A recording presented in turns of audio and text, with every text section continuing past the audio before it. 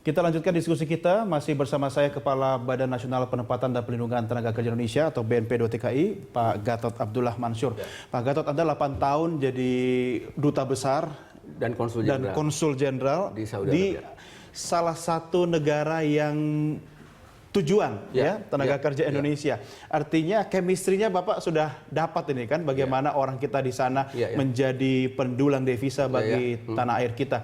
Tapi persoalannya Pak, ketika tadi Pak Suhadri Alyus mengatakan ini koordinasi yang sulit dilaksanakan. Negara ini memiliki BNP 2TKI yang Anda pimpin sekarang ini. Seharusnya kita bisa berharap bahwa badan yang Anda pimpin itu menjadi semacam pintu solusi akhir bagi segala persoalan tenaga kerja Indonesia. Persoalannya Pak, yang Bapak hadapi bukan cuma oknum-oknum di lapangan, tapi stigma masyarakat terhadap badan yang dipimpin ini sebelumnya luar biasa negatif Pak. Ya, jadi saya itu begitu masuk di BNP TKI 4 bulan lalu, saya mulai respon pertama apa? Innalillahi Pak atau alhamdulillah Pak?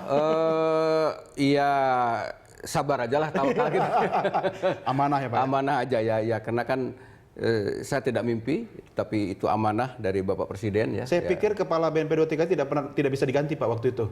Waktu Bapak dilantik luar biasa. Ya mudah-mudahan tidak salah pilih. Ya artinya harapan masyarakat banyak di tangan Bapak sekarang ini. Betul. Jadi sejak masuk saya di BNP 2TKI, saya menoto ini. Yang saya akan buka Facebook. Jadi masukan banyak, harapan tinggi. Terkait. Akhirnya saya membentuk satu task force TPPO yang kita koordinir gitu ya. Dan ini TPPO itu perdagangan orang tadinya, sampai keamanan di airport itu. Nah itu sudah bergulir. Jadi saya sudah rapat dengan Angkasa Pura, dengan dirutnya, dengan para direksinya. Saya sudah rapat, sudah mengunjungi Kapolresta, bandara 2 kali. Terus terakhir saya rapat dengan 14 kementerian dan lembaga di airport Pak. Kita menginisiasi, saya memberikan briefing. Intinya bagaimana mengatasi TKI aman, pulang aman gitu, dan menjagai yang perdagangan orang keluar. Nah itu. Jadi bukan cuma yang masuk, keluar juga Pak ya? Karena ada moratorium ya Pak ya? Iya. Nah sekarang ini alhamdulillah dari Kapolri menyambut dengan baik hasil keputusan itu, karena Barreskrim kita undang, Polresta Suta ya, kita undang, dari Tangsel kita undang, semua undang. Nah, akhirnya Pak Kapolri sudah mengedarkan telegram ke seluruh Kapolda di Indonesia supaya melaksanakan hasil koordinasi ini kan gitu. Tapi Pak Gatot begini, bagus sekali. Apa yang Bapak lakukan itu sebuah hal yang luar biasa dan kita berharap bisa memberikan dampak maksimal terhadap penanggulangan persoalan di dalam TKI kita. Tapi apakah regulasi sudah memberikan perlindungan terhadap badan yang Anda pimpin ini sampai sejauh mana sehingga jangan sampai ini dikasih kekuasaan tapi giginya tumpul Pak? Nah ini masalah lagi Mas. BNP TKI itu adalah sebagai lembaga operasional, Pak. Sebenarnya kewenangannya itu ada di Kemenaker, nah gitu. Jadi Kemenaker lah yang mempunyai kebijakan regulasi. Jadi kita udah sepakat bahwa Kemenaker regulasi, kita operator. Nah, jadi kita tidak bisa melampaui wewenang itu kan gitu.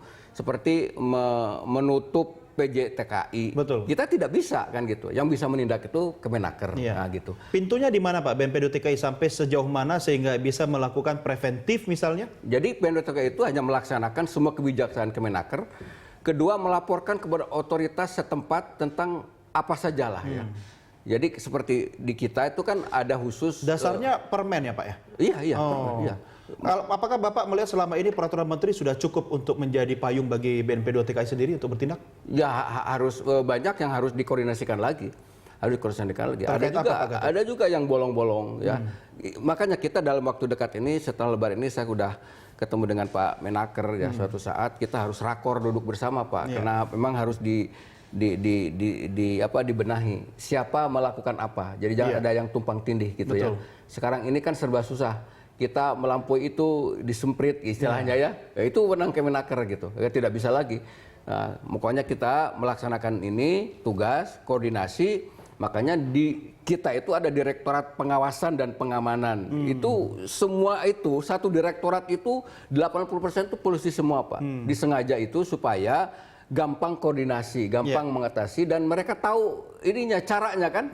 Baik. Gitu, menangkap, dan mereka tahu caranya. Itulah mungkin ke depan. Pak Gatot, kita akan lanjutkan di segmen berikutnya. Kita kembali break, nanti kita kembali lagi. Pemirsa tetap bersama kami segera kembali sesaat lagi.